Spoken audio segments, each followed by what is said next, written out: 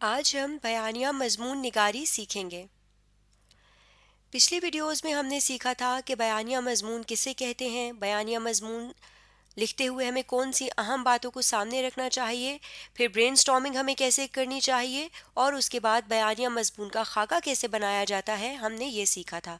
और खाका एक मिसाल को सामने रखते हुए हमने बना भी लिया था। आज हम सीखेंगे कि इस खाके को सामने रखते हुए हमने मजमून कैसे लिखना है।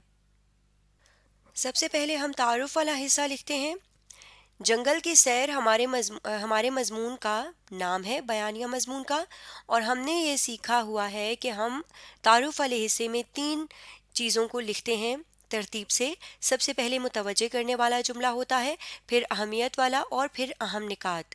यानी जो भी और हमने ये सीखा था कि बयानिया मजमून में अहम निकात वाले हिस्से में हम वाक़े के अहम निकात लिखते हैं। तो सबसे पहले हमने मुतवज्जे करने वाले जुमले में ये लिखा था कि हमने अपने वाक़े से मुताल्लिक, क्योंकि हम बयानिया मज़मून में कोई वाक़या बता रहे होते हैं ना, तो हमने उस वाक़े से मुताल्लिक कोई दिलचस्प जुमला लिखना होता है। तो इस दिलचस्प जुमले का जो हमने एक हिंट लिखा था, एक नुक्ता लिखा था, उससे हम जुमला कैसे बनाएंगे? जंगल की सैर की याद से खुशी भी और घबराहट भी। और फिर अहमियत क्या है कि हमें दूसरों की मदद करनी चाहिए। तो इन 2 जुमलों को हम किस तरह लिख सकते हैं? तो यहाँ पर पहला जुमला मैंने यूं लिख लिया कि आज जब मैं जंगल की सैर को याद करती हूँ तो खुशी के साथ दिल में घबराहट भी महसूस होती है। तो देखिए, ये जुमला पढ़ते ही पढ़ने वाला एकदम मुतवज्जे होगा और मेरा मजमून पूरा पढ़ने की तरफ आएगा कि मैं देखूं तो कि जंगल की सैर में ऐसा क्या था कि खुशी के साथ घबराहट भी महसूस की जा रही है। तो ये इस तरह से एक दिलचस्प जुमले से मैंने अपना मजमून शुरू कर दिया। उसके बाद अहमियत वाले नुक्ते में हमने लिखा हुआ था कि हमें दूसरों की मदद करनी चाहिए। अब अगर यहाँ पर मैं लिख देती हूँ कि हमें दूसरों की मदद करनी चाहिए, तो दोनों जुमलों में कोई रब्त नहीं बनेगा।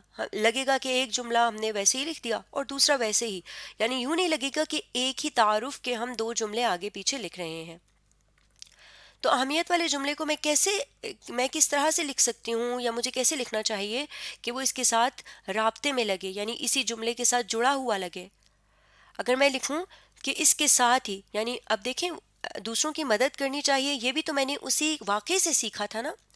तो यहाँ पर अगर मैं लिखूं कि खुशी के साथ दिल में घबराहट महसूस होती है, इसके साथ ही दूसरों की मदद करने का जज्बा भी बढ़ जाता है। तो मैंने अपने मौजू की अहमियत भी बता दी और इस पिछले जुमले के साथ इसको जोड़कर भी लिखा, यानी ये अलग से कोई जुमला नहीं लग रहा, बल्कि उसके साथ जुड़ा हुआ ही लग रहा है। जैसे मैं इस जुमले के साथ ही दूसरी बात कर रही हूँ, इसके साथ दूसरों की मदद करने का जज्बा भी बढ़ जाता है। इसके बाद मैंने वाक़े के वो अहम निकात लिखने हैं जो उस वाक़े में मुझे अहम लगते हैं, और यहाँ पर वो अहम निकात मैंने नोट कर लिए थे। आपने अपने वाक़े में जो अहम निकात नोट किए थे, आप उससे अब जुमला बनाएंगे। जैसे यहाँ पर मैंने जो वाक़या निकात नोट किए थे, उसमें पिछले साल स्कूल ट्रिप के साथ मैं, मेरे हम जमात और असातिज़ा जंगल की सैर में गए, तो वहाँ जंगल की सैर के दौरान में मैं गुम हो गई। तो यहाँ पर मैं इन निकात को ऐसे लिख लेती हूँ।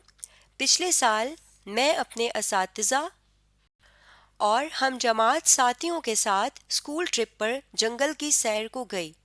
अब यहाँ पर आप चाहें तो मैं चाहूँ तो ये भी लिख सकती हूँ कि मैं वहाँ गुम हो गई, और अगर मैं चाहूँ तो ये ना लिखूँ, बल्कि जब तफसील बताऊँ तो उसमें मैं बताऊँ कि मैं गुम हो गई थी। तो इस तरह से आपने जो वाक़या सोचा हुआ है उसके अहम निकात को आप तारुफ वाले हिस्से में इस तरीके से लिख देंगे। अब यहाँ पर देखिए, नफ्स मज़मून वाले हिस्से में हमने ये सीखा था कि हम किसी कहानी को बयान कर रहे होते हैं बयानिया मज़मून में, इसलिए हम कब, कहाँ और कौन को सबसे पहले लिखते हैं। इनकी आपस की तरतीब हम जुमले के मुताबिक बदल सकते हैं, लेकिन लिखना इनको हमने सबसे पहले ही होता है। अब देखें, अहम निकात लिखते हुए हमने ये बात तो बता दी थी ना कि हम पिछले साल गए थे स्कूल ट्रिप पर। यहाँ पर अब हमने क्या बताना है, उसकी तफसील बतानी है। बताना है कि पिछले साल कब, नवंबर में, यानी किस महीने में, किस दिन, ये सारी तफसील, पिछले साल में कब हम गए उसकी तफसील हमने बतानी है। और इसी तरह हम जंगल में गए तो हम यहाँ पर ये भी बता सकते हैं कौन से जंगल में गए। اور اگر ہم ایک خیالی کہانی میں تو لکھ رہی ہوں نا، تو یہاں پر میں صرف جنگل لکھ دوں تب بھی کافی ہے. یعنی اگر میں نے کوئی تفصیل دینی ہے تو وہ بھی میں نے یہیں پر تفصیل والے حصے میں دینی ہے. اہم نکات میں میں نے صرف جنگل ہی بتانا ہے، یعنی جگہ ہی بتانی ہے. جگہ کی تفصیل میں نفس مضمون میں کہاں والے حصے میں دے سکتی ہوں. اور اس کے بعد میں بتاؤں گی کہ میرے ساتھ اور کون کون تھے. اہم نکات میں میں نے صرف اپنا، اساتذہ کا اور ہم جماعت ساتھیوں کا ذکر کیا تھا. اب ہم جماعت ساتھی ہمارے ان میں سے ہی ہمارے دوست بھی ہوتے ہیں، تو یہاں پر میں نے مزید تفصیل سے بتا دیا کہ ان ہم جماعت ساتھیوں میں میرے دوست بھی شامل تھے. اب اس چیز کو ہم جملے میں کیسے لکھ سکتے ہیں؟ ان تینوں چیزوں کو ہم ایک یا دو یا تین جتنے بھی جملے بنائیں گے جس میں ہم ان تین چیزوں کی تفصیل دیں گے، ہم اس کو کیسے لکھ سکتے ہیں؟ نومبر کے آخری ہفتے میں اسکول کے اساتذہ کے ساتھ میں، میرے دوست اور باقی ہم جماعت جنگل کی سیر کے لیے گئے. اب یہاں پر دیکھیے میں نے ایک ہی جملے میں تینوں چیزیں بتا دی ہیں. کب گئے، کہاں گئے، کون کون اور ساتھ تھا. آپ چاہیں تو دو جملوں میں، تین جملوں میں، چھوٹے چھوٹے تین جملوں میں بھی آپ اپنی بات مکمل کر سکتے ہیں.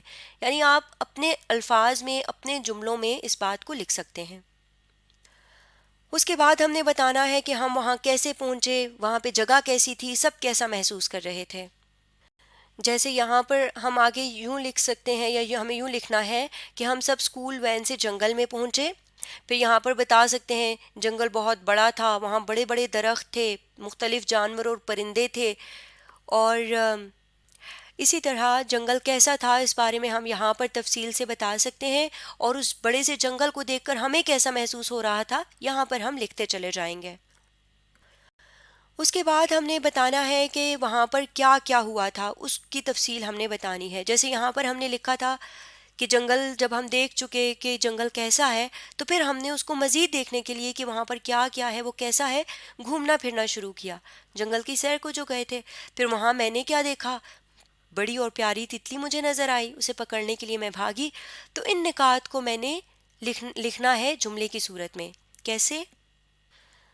یوں میں لکھ سکتی ہوں کہ ہم نے گھوم پھر کر جنگل کو دیکھنا شروع کیا. اچانک مجھے ایک بڑی اور پیاری سی تتلی نظر آئی. پھر یہاں پہ آگے ہر نقطے سے میں جملہ بناتی جاؤں گی کہ میں اس تتلی کو پکڑنے کے لیے اس کے پیچھے بھاگی، بھاگتے ہوئے مجھے ٹھوکر لگی اور پھر میں نے دیکھا تو تتلی غائب تھی. اس طرح سے کر کے ہر نقطے سے میں جملے بناتی چلی جاؤں گی تو یہ نفس مضمون والا حصہ مکمل ہو جائے گا. اس کے بعد ہم نے اختتام والا حصہ لکھنا ہوتا ہے. اختتام والے حصے میں سب سے پہلے کہ واقعہ ختم کیسے ہوا اور ہم نے اس واقعے سے کیا سیکھا، یا ہم اپنا احساس بتاتے ہیں کہ ہم نے کیا سیکھا. جیسے یہاں پر ہم نے کچھ نکات نوٹ کیے تھے کہ میرے ساتھ جو واقعہ ہوا تھا وہ ایسے ختم ہوا تھا کہ مجھے ایک بوڑھا آدمی نظر آیا جو کہ لکڑیاں جمع کر رہا تھا. میں نے اسے اپنی مشکل بتائی تو اس نے مجھے راستہ بتایا، میری مدد کی اور مجھے اپنے ساتھیوں تک لے آیا. پھر میرے ساتھی بہت پریشان تھے، مجھے دیکھ کر سب بہت خوش ہوئے. ہم سب نے بوڑھے آدمی کا شکریہ ادا کیا اور اس سے ہم نے یہ سیکھا، یا میں نے یہ سیکھا کہ ہمیں دوسروں کی ہمیشہ مدد کرنی چاہیے. اب یہاں پر میں اس طرح سے جملہ بنا سکتی ہوں، یا مجھے بنانا چاہیے، یا میں نے بنا لیا ہے کہ مجھے ایک بوڑھا آدمی نظر آیا، وہ لکڑیاں جمع کر رہا تھا. میں ڈرتے ڈرتے اس کے پاس گئی اور اسے اپنی مشکل بتائی.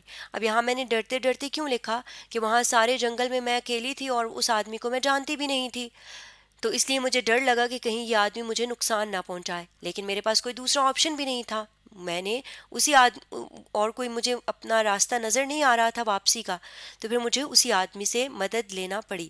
تو میں نے ڈرتے ڈرتے میں اس کے پاس گئی اور اسے اپنی مشکل بتائی. پھر آگے میں لکھ دوں گی کہ اس نے کیسے میری مدد کی، مجھے راستہ نہ صرف یہ کہ بتایا بلکہ خود مجھے میرے ساتھیوں تک چھوڑنے آیا.